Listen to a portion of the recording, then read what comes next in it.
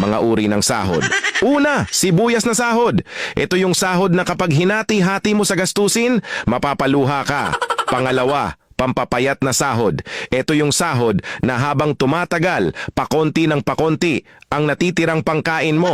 Pangatlo, magic sahod. Ito naman yung sahod na konting kumpas lang ng kamay at abracadabra, wala na siya. Pang-apat, malabag yung sahod. Ito yung sahod na di ka sigurado kung kailan ito darating at kung gaano ito tatagal.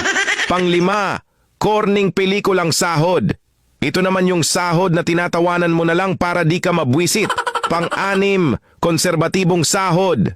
Ito yung sahod na nakakawala ng inspirasyon. Pang-pito, baog na sahod. Ito naman yung sahod na kahit anong trabaho ang gawin mo, wala pa ring kalalabasan ito. Pang-walo, reglang sahod. Ito yung sahod na isang beses isang buwan lang dumating at tumatagal lang ng 3 araw. Alin sa 8 ang sahod mo?